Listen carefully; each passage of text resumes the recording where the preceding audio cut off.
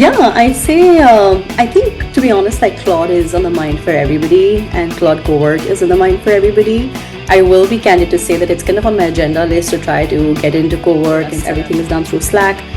Team knows that I will take no more than 2 days to create an actual end-to-end campaign plan and share it back for approvals. I get the approvals, and then within another, I think, a day or two, with our asset development cycle and everything, we can challenge to be on the market by day 4. So I would say it's almost like a day 0 to day 4 kind of a workflow that a large part of it has been automated.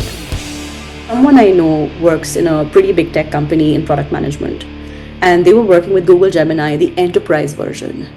And they are a product manager, they are working on a feature launch, and they were trying to figure out the product roadmap strategy for this feature launch.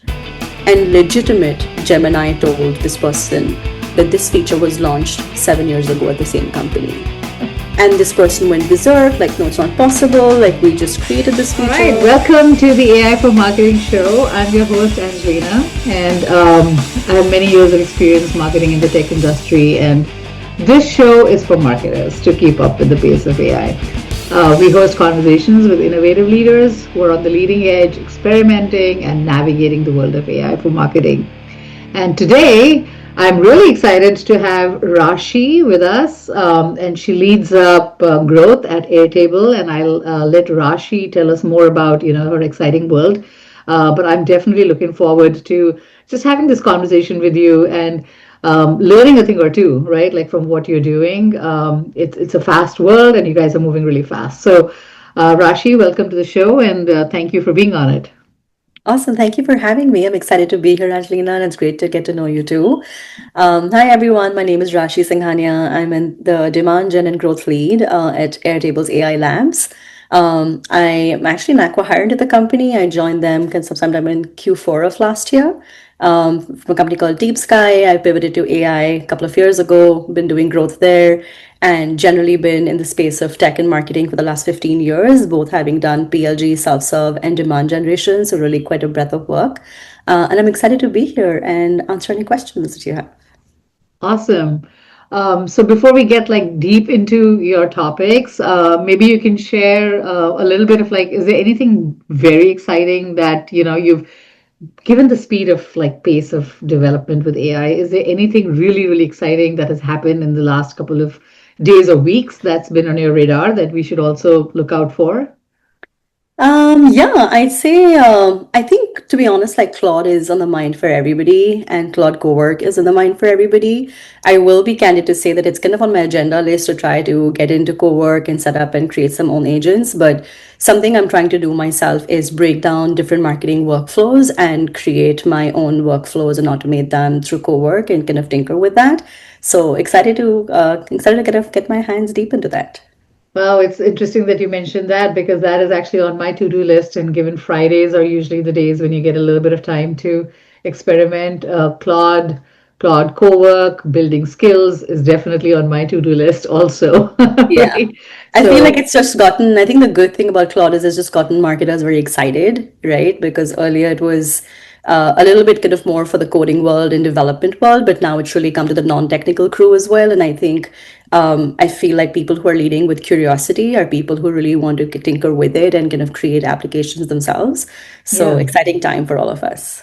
Yeah, and also another thing that is really coming to bear now with the shift from Claude Code to Claude Work, right, is also this thing of market engineer or marketing engineer, right? So we started hearing about GTM engineers a lot, right, like in the last like 6 months or a year even, but now this is different. This is marketing engineer, right? Like, which is no longer just GTM engineer, right?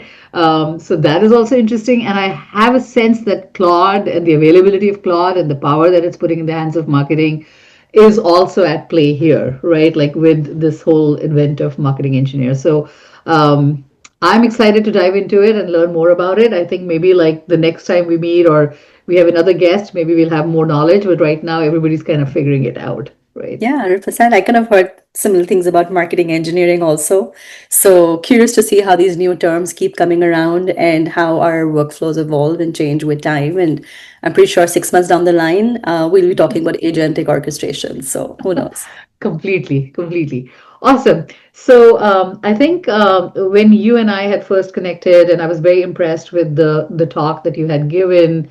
I think you had so much stuff, right, that you had covered, and I felt like maybe it would be great to kind of like pick one or two topics here, and I would love to get into more of your use case where you were able to leverage AI for really decoding competitive ads, and that's so important for keeping your game up, right? Like in terms of like a paid ad strategy. So maybe we can get started there, and you can share with us like what you did, what you'd advise people to kind of like start playing with, and yeah, and we can take it from there.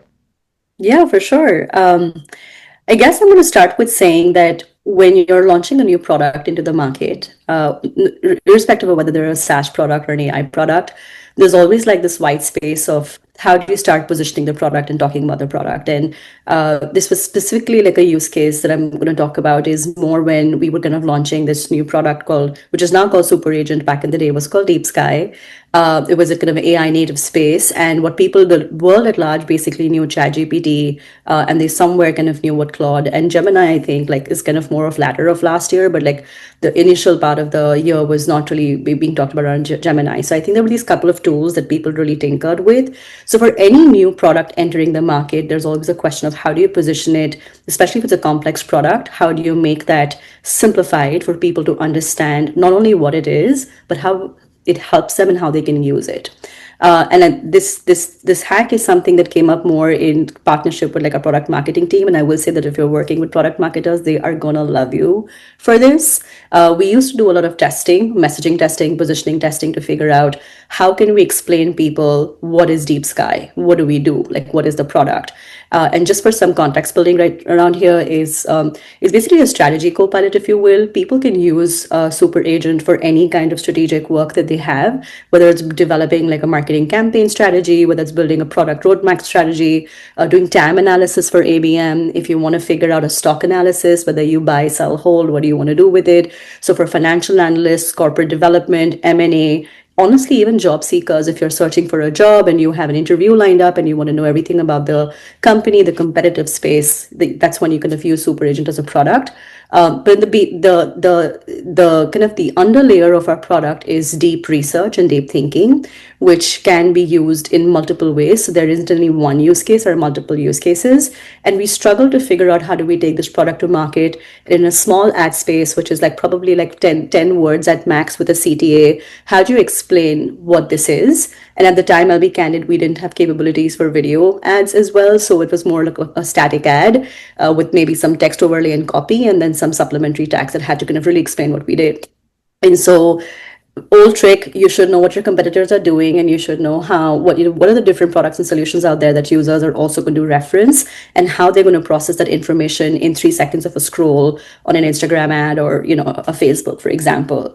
And so what we used to do back in the day is you know your competitors, you go look them up, you try to go to their LinkedIn page, their company page, website, blogs, try to figure them out and figure out how they're talking about their product.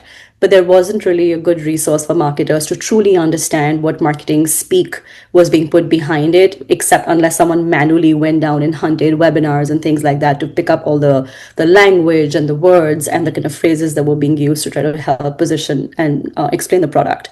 But luckily for us, different advertising platforms like X, TikTok, Meta ads, Google ads, all of them have their own ads library, which means it's very easy for us to pull by location, by country. You can pull up a different competitor's names and kind of see all of the different ads that they have put out there in the platform. But it kind of, that's where that library ends. You go look up a product name or a brand name, and then you can see a bunch of different ads. Some could be demand gen, some could be webinars, some could be case studies, and then you kind of try to put the whole piece together. But what you can do now, and something that we ended up doing, is we basically took a screenshots of a bunch of different ads of all of our competitors, which were both direct head-to-head competitors, but also kind of more tangential in the field to kind of understand the lay of the land or what solutions kind of existed. And then you feed that to, you can use AI of your choice. It doesn't really matter. This is such a simple task that ChatGPT, Claude, anyone can really do this, is you feed all of that in. And then if you have guardrails and if you have messaging frameworks and brand guidelines and, tone of voice and, what your brand stands for, you can add all of that into your AI, inject all of that and ask it to do pattern recognition to figure out how and, how you can speak to your product and what's a differentiator. And sometimes you can make AI do the hard work. You can tell them that, spot the pattern, spot what's being missed, look at feedback and reviews from Reddit and G2 reviews and any other review, Trustpilot, any other review platform out there. And then based on what customers are saying and what feedback there is, find the gap that there exists today in which way that brands may not be talking about similar solutions, and then give me copies and positioning, messaging that I can test across different platforms to get some signal in terms of how this is being used. And believe it or not, like when we first went to market and tested out our product, our phrasing used to be simple. I wouldn't say it was complex, but we would try to explain the technology that powered our tool to try to build the credibility of why this is not AI powered or AI assisted, but natively AI. And those who are building product around the world of AI, they will know that how these terms are so critical in brand equity, because you go to any SaaS product today, they're all AI powered. What does that mean? Is it automation? Is it a chatbot? It's to your own Yeah. imagination. But we struggle with it because our mandate was that we're a deeply technical product, and it's important to people, for common users, to understand the technology which is under the hood to be able to actually leverage the platform. And I think that was one of the challenges we faced. So while we went to market with all of this wording to understand that how deeply technical we were actually missing something really simple. So when we did this whole thing of taking screenshots of different ads, we put it into, a ChatGPT is what I used at the time. In fact, did some pattern recognition, put my own prompt in there to figure out like how we could speak about our product. We got about 7 to 8 different messages that we could test out among the different target audiences that we were targeting. But the one that came, which was actually AI recommended, was really kind of trying to differentiate what is generic AI versus specialized AI. Because what it sounded like is our tool and product, which it is a far more specialized tool than a generic tool. Because generic tools are your ChatGPTs and Claudes and Geminis of the world, where any simple to generic tasks, including complex tasks, can be done. But it's really the vertical AI products that go deep into the workflows of an accountant or a marketer or a sales leader or a business strategist or an M&A specialist. Those are the tools that are actually built on data that has years and hundreds of billions of worth of data that has been models have been trained on, and the product has been custom built for those workflows. And so I think differentiating that became a critical factor, and our winning messaging really was generic LLMs give you X, super agent gives you Y, and this is why you should be using it. And across platforms, that was our winning kind of ad, highest engagement rates. And then that also kind of gave us really quickly like product market fit in terms of like what was resonating, but whom was resonating with, because we had a very horizontal product. And then you bring those users in and then you solve for the next problem, which is activation, which is for another day. Yeah. But yeah, long-winded answer, but hopefully that was helpful on how we used Yeah. AI for. No, this is a great story, especially because it has a good outcome too, right? Yeah, That it yeah. actually had an outcome that you were able to use, you were able to see a lift. So this is a happy story for sure. But what I always like to understand is that, there is a little bit of like the experimentation, the tinkering that you did, right? Like you asked it, you pushed it further, and you said, okay, give us something that we're missing right now. So those are like really smart things to add to the prompts. And as we all know, it's as good. I mean, what you get out of the AI is what you actually feed in, Yeah. right? The question really here is then, did you move from that step to actually scaling this out? Like, is this something now that is being used on a regular basis? Have you built out an agent for this? Do you like, is there automation behind it? Like, how are you using it on an ongoing basis now? It's a good question. I want to say that we've not necessarily scaled it out. I think we're in different stages of the product and marketing the product. This was pretty early stage where getting the messaging right was important to even find the product market fit and figure out which is the target group or segment that resonates mostly with us. Because I said the challenge that we had was we have multiple groups of people who use the product, but finding those power users who have higher retention curves are the other ones we were after. But not to say that other tactics and hacks are not scalable or repeatable, but I will say that this is an integral part. And I would say the only other thing that we've done is I try to use AI in a way where it's almost like a personal assistant because we're a very lean team and we have multiple tasks to do. And so a Hmm. lot of the context has been built in. So one of the things that we always do is when we did do this whole message testing and we figured out what the winning messages are, we've actually fed back into my AI what is it that worked, why did it work, and what were some of the success metrics and why, which kind of starts building that guardrails around AI that when we are going to do a campaign plan or a future product launch, it kind of keeps the memory and the context of what has worked and why, because ultimately behind message testing, what is basically user feedback. Your users are telling you that how are they perceiving your product and understanding your product, and how do they think they're going to use it. And so that's something I would say has continued into our feedback loop of how we build our campaign plans, and that's one way of kind of looking at scaling that out. Okay, that makes sense. And so also like if you were to break it down, like for anybody who's listening in and wants to do this, right? Like Mhm. tomorrow, if I want to go in and I want to use this, is this open to all, or did you have to make any connections to LinkedIn, to Meta, right? Like to access the ad libraries, or is it as simple as, you're teaching it basically that, hey, you're from so and so, these are your competitors playing in this space. And was it as simple as like just saying that, hey, go to the LinkedIn ad library, go to this library, go to that library, right? And for the last 60 days, fetch me, right? Like, was it as simple as that, or did you have to have some connections underneath Okay, to so there are a pull couple these? of there are a couple of questions there. So your first question is it free to use, or is there gating Right, there? First right. of all, it's free to use. If you just search on Google for the LinkedIn ads library, Google ads library, TikTok ads library, you're going to get a lot of it, and all of it is free. It's a little manual there where you do have to manually kind of input the brand names that you want to keep a tab on, Yeah, and specifically the ads that you want to see for different markets, because just one caveat, a lot of these brands have running campaigns across globally in different markets. And so what you want to do okay. is filter that down to the market that you care about and what the messaging is there, and kind of pull from there. The second question is about kind of integrations of like, does it integrate and speak to any of these interfaces? I think that there would be ways of connecting to any of these ads library, but I do think that there would be a little bit of coding required for it, because it's not just the connection, but it's that entire workflow of putting in the brand names and then pulling out the ads. And the challenge is that, for example, on LinkedIn, it not only pulls up the paid ads, it also pulls up any kind of post or content that a brand has put out.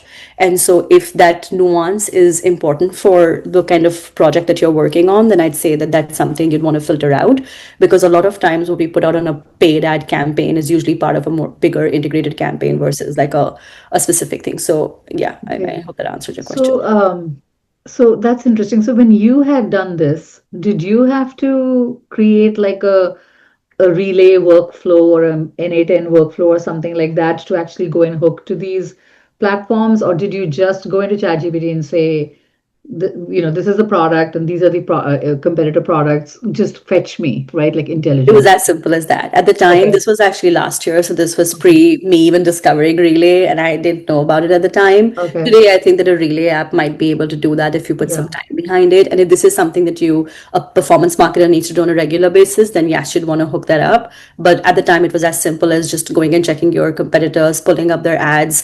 I also kind of looked at some of their content, which was on their communities like Reddit, etc. Yeah. So a lot Yeah. of it is like different sources and then Okay. different kind of filters that you need to put Got in. it. I Okay. assume it would be a couple of hours of work to kind of hook that whole thing up, but I haven't done it myself. Yeah. I mean, things are changing a lot, right? Like, so I remember like when I tried maybe a couple of months ago when I was trying to get like YouTube stuff for my own channel, I wanted to get the performance by different playlists, etc. It kind of stalled at a certain point, right? Like it couldn't access like the analytics behind it. So there, it's changing all the time. But then Yes. again, Yeah. with like MCP connections and stuff like that, things Yeah. are getting a little bit more structured and easier also to be able to pull in data from the platforms that you want to Mhm. pull in. Yeah. Um, so I'm gonna keep us moving, and I'll get into another topic that I found fascinating that you spoke about, which was really about like shipping campaigns, and it was like at a dizzying speed, right? Like you were describing how you guys do things and how fast, right? Like the turnover has to be. So maybe if you wanna like talk about how you were able to leverage AI and how anybody else who's listening, right, like can take some cues and think about using AI for campaign, launches. Yeah, it's an interesting one. And let me see, let me try and give you guys a lay of the land, so it's a little bit helpful to understand the context in which we were doing this. Um, at our like AI lab, we are velocity to ship new features is crazy because we are competing in a very I guess breakneck speed with a lot of new AI tools and features coming out every day. So we have to kind of keep up with it. So part of the reality of the business is that we are shipping new features and launches, which we need to get to the hands of both new users as well as existing users very quickly. The second part is that a lot of it goes into message testing and understanding from users how they're perceiving the new feature that's come in, and also helping them understand what that feature is, why that has been created, and how they can leverage that feature. So marketing kind of really helps product in many kind of early stage feedback loops and trying to figure some of those things out.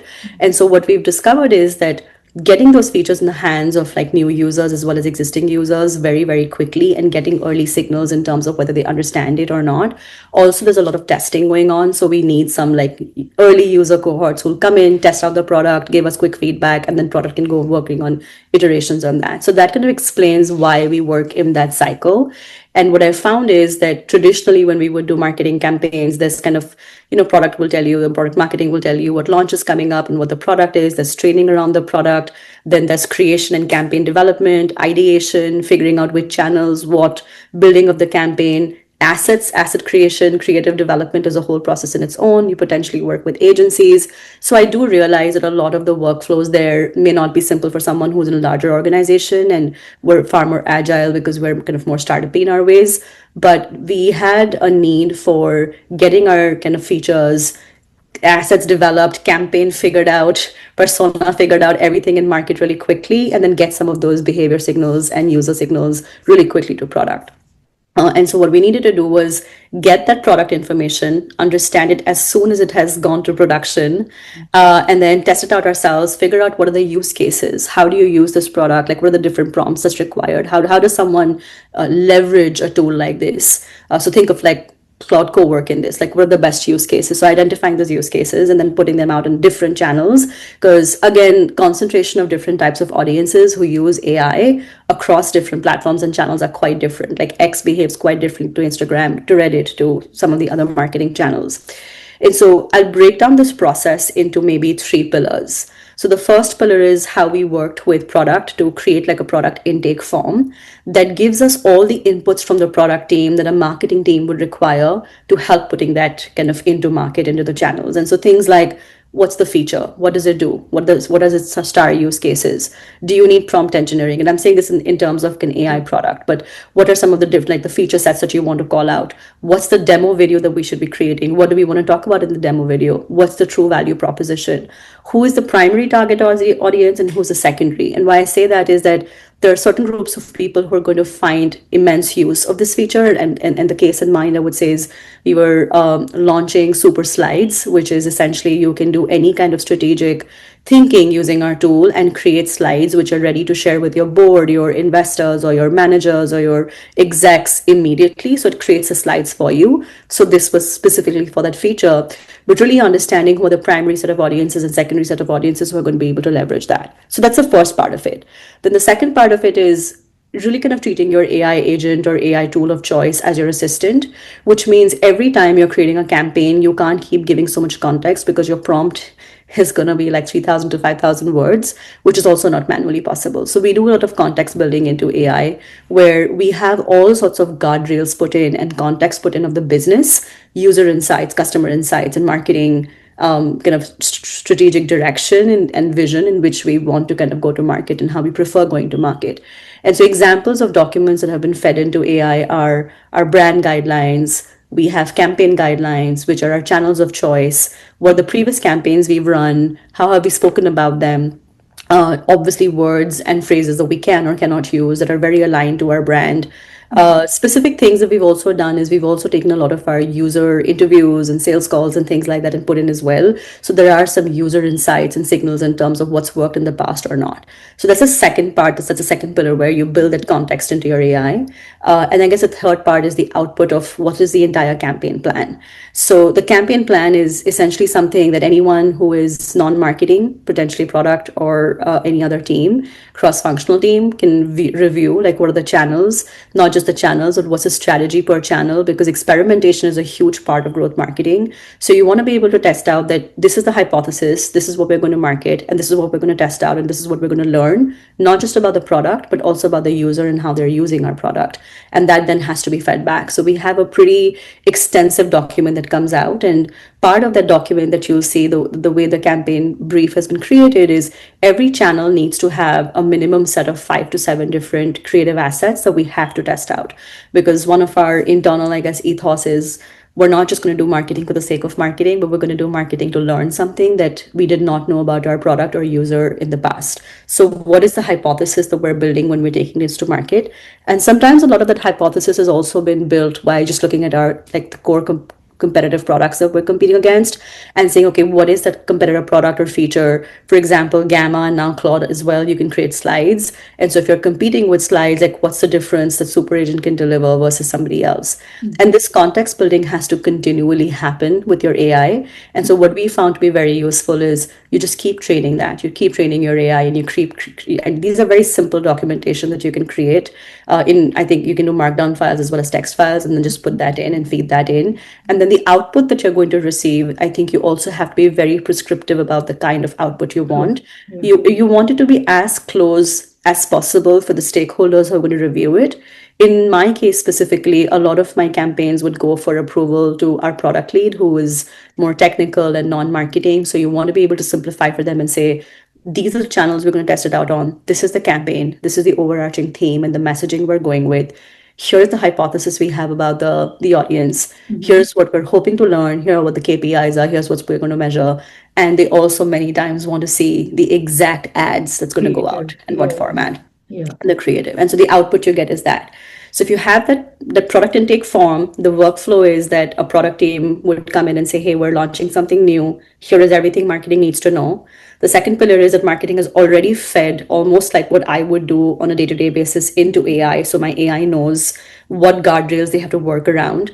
And then there's a campaign plan that comes in. And then approval processes, again, SLAs depend teams to team. For us, everything is done through Slack. Team knows that I will take no more than 2 days to create an actual end-to-end campaign plan and share it back for approvals. I get the approvals, and then within another, I think, a day or two, with our asset development cycle and everything, we can challenge to be on the market by day 4. So it's almost like a day 0 to day 4 kind of a workflow that a large part of it has been automated. So to kind of like simplify it a little bit, the whole end to end is that it starts with product intake, right? Like product has something that they want to test out in the market or put out in the market. That's product intake, and that's just documentation, right? Like they need to provide this information in a certain format. The campaign agent as such you already have, right? Like Yeah. you already train this agent on the skills, right, that a Mhm. campaign manager would typically have. You've Mhm. trained this particular role, campaign agent, right? Mhm. Including the format, right, like Mhm. that you want out of it, like the campaign brief and Yes. the number of experiments, number of variations, all that stuff, right, and the audiences, etc. Mhm. So once the product input comes in, you put it into this machine, right, like campaign agent, and it Yeah. spits out a very custom campaign brief now, or a Mhm. document that has Mhm. all the details filled out, Mhm. essentially, Mhm. right? Mhm. And anyone can now basically take this campaign document once it's approved and execute against it. Yeah. So what you're really cutting down, I mean, so still your agent, your channels are still activating against this document, Yeah. but what you're really taking AI to do here is it's taken the role of what a campaign manager typically would be doing, Yeah. right?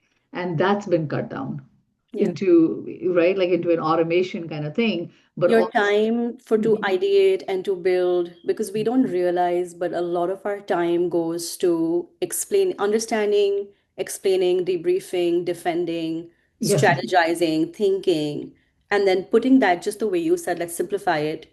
You have to put that in a digestible format for everyone to understand.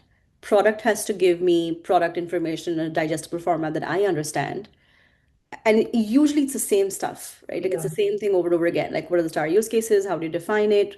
How is it differentiated? Which is the closest competitor? The second part is a lot of it is like ideating and thinking of why am I going to speak about the product in this way versus this way? Why will I go to X and not go to Reddit? The one thing I want to caveat here is like there are a lot of nuances in this that's also built in, which is not every channel is equal. Not every channel has the same goal. So you want to be able to put that as well. For us, X has very different goals than Instagram has very True, different true. goals, and then Reddit has Yeah. very different goals on how to do it. Which The you're whole work, teaching, right? Like which you're you're teaching teaching the your campaign AI agent, right? assistant. Yeah. Yeah. Essentially, you're creating like 10 Rashis and hoping that you're Exactly. not the bottleneck. Yeah. And if you do this on an enterprise account and create like an agent that you're then able to share with your team, if you're out of office, you should not even be the Right. blocker in that point. Yeah. True.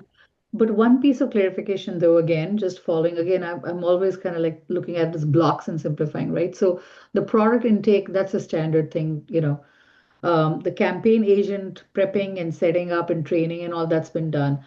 Now, when the campaign agent has a new job that's been given to them because of the product input form, what the campaign agent is going to spit out, like the first ideation stage outputs, that is what actually essentially decides the rest of it, right? So they may come out with like two or three creative themes, right? So it might be an angle of like time savings, it might be an angle of like more efficiency, whatever, right? Like, so at that point, do you have a human in the loop kind of check to say, you pick one or yeah, both, right? Like whatever, because otherwise it's going to just go down like both pathways, and that's a lot of cycles spent, right? So do you have something like that, which is kind of an intervention strategy check? I would say that that's almost every step of the way, right from the product intake, giving it to the agent, and then figuring out the campaign plan, because there are nuances in it that's very easy to miss. And I can give you an example on this is um, one of the agents like that I was kind of working with internally to kind of build out my plan was for building out kind of creative marketing strategy, but prototyping it on the basis of affiliate marketing. So what does that mean? We're going to be doing creator marketing, which seems very standard. We're going to get a bunch of influencers to go talk about our product. It has its own process. It's pretty simple. But what we were trying to really do is we were trying to prototype an affiliate program that if we were to incentivize creators and tell them to go and post something on behalf of the product, Yeah. and then incentivize them with a revenue share, that the more they post for us and the more they show our product in action, the more they're able to earn commission and revenue share from Right. it. This thing was a pretty like complex, like multi-layer thing.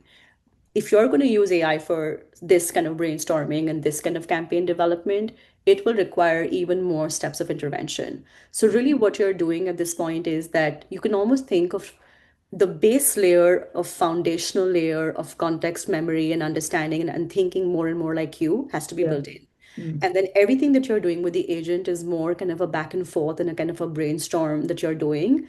And this is where you're going to get smarter and better at using AI, because I do want to caveat one thing, and this is a mistake I know I made, and I want to make sure that I think a lot of people will make, and I want to caution them.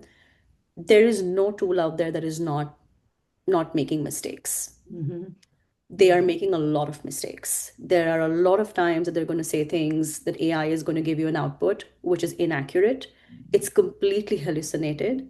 And the tricky part is that they are trained so well in being so articulate and so comprehensive If you get and fooled. so strategic that you feel like you're talking to a PhD level person, that it's going to trick you and fool you to believe that that's Yeah. the gospel truth. Yeah. And there is no way to know the difference between the hallucination part and the actual intelligence that has been given to you, unless you actually are a human who has experience behind it Yeah. and can actually spot those mistakes. And I mean this in the best way possible. I know that, Dario has gone and said a lot of things about AI taking jobs and things like that.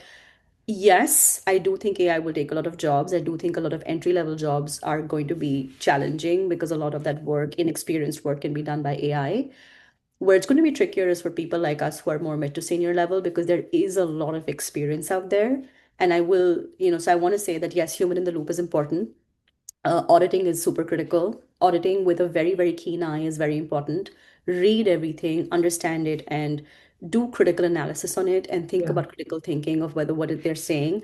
So figure out how to prompt the mistakes and how to Yeah. spot the mistakes and train it instead of getting Yeah. And angry make it tighter. and make it tighter so Yeah. that what you're producing is accurate because this is business at stake.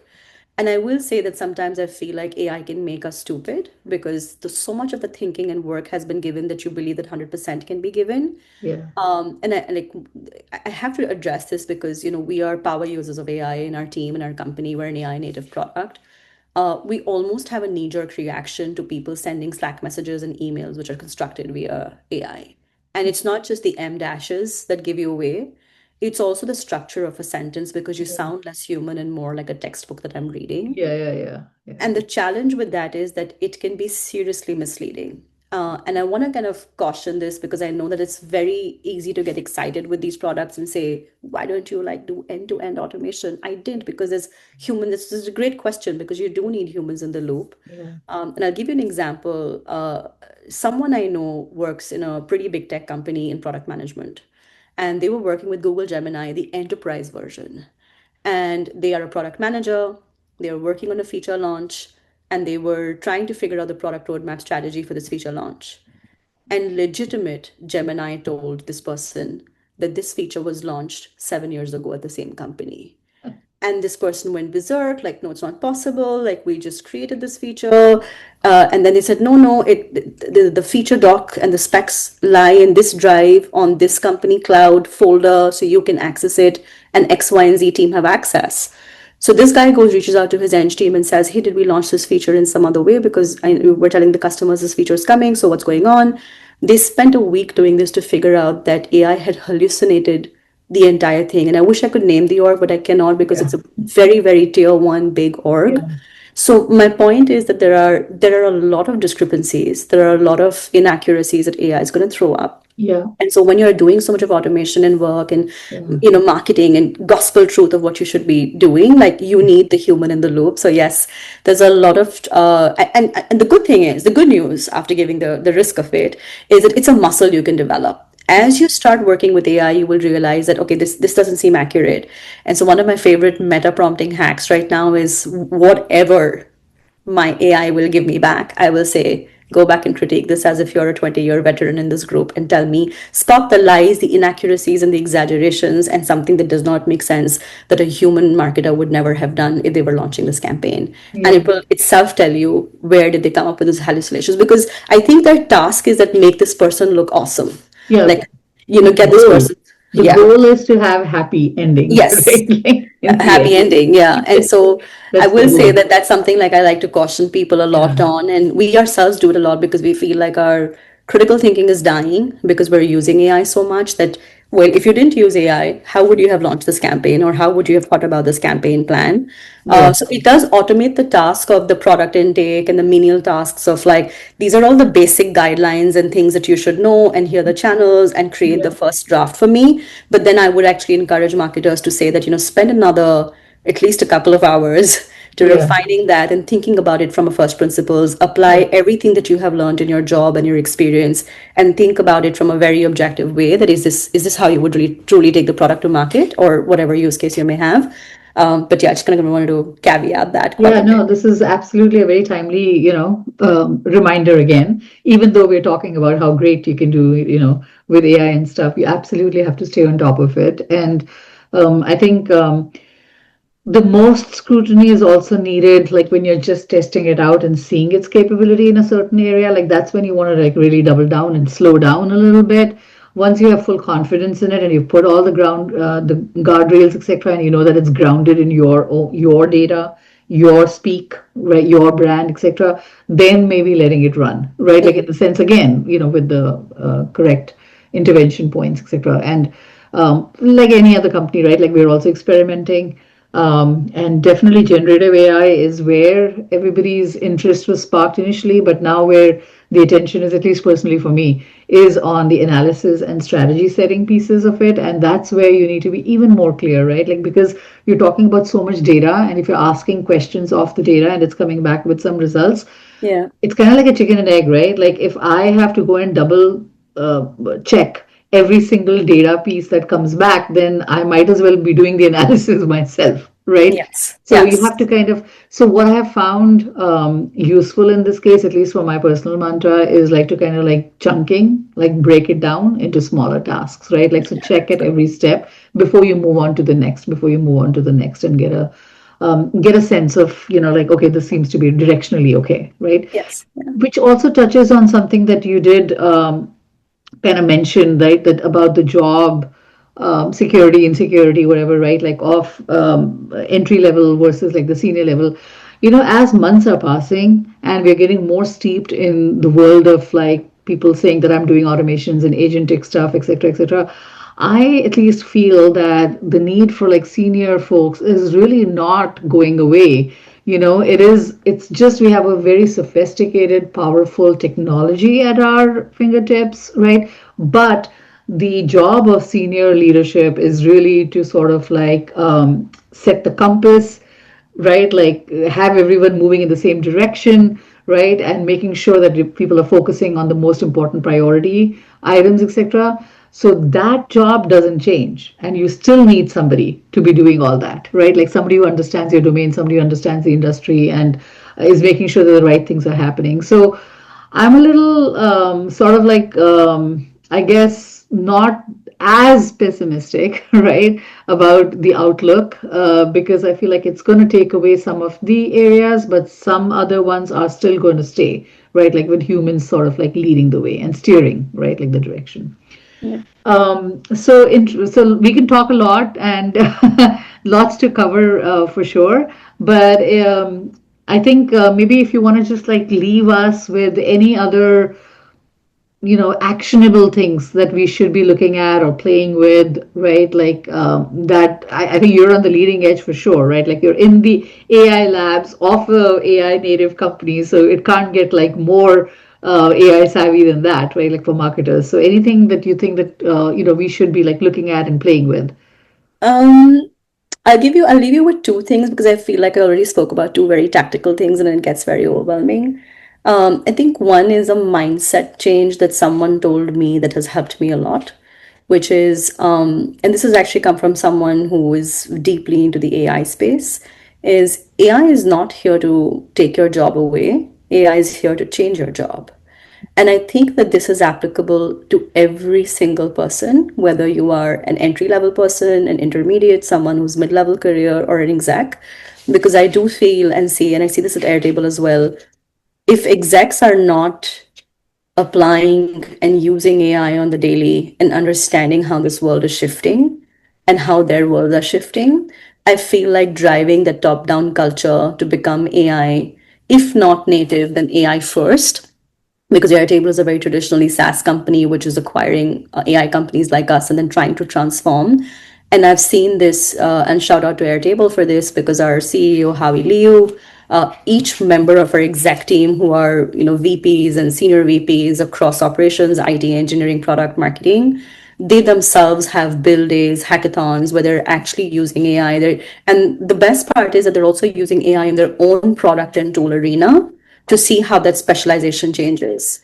So I see that I think has been a big mind shift change, that it's not going to take my job, but if I don't use I am going to be left behind, no matter if I'm an exec or not. So our jobs, even as senior leaders and execs, are becoming a lot more strategic thinker, but also high level, high agency operator. Because if you're not going to be able to, you're not going to be able to move fast, right? So that's one thing I want to leave with. The second thing I will say, and one my personal tip on how I try and keep abreast with everything in terms of AI, because everything is shifting so quickly and every day there's something new, is I actually listen a little less to LinkedIn, because I think the primary incentive on LinkedIn is to build a brand, is to kind of be perceived a certain way. So it's pretty engineered and pretty doctored, which it kind of takes away from authenticity in my mind. Yeah. But the surprisingly, and I never thought, had you told me this 3 years ago, I would have said that that can't be Rashi. But the social media platform I do think that is actually doing very well in this space is actually X.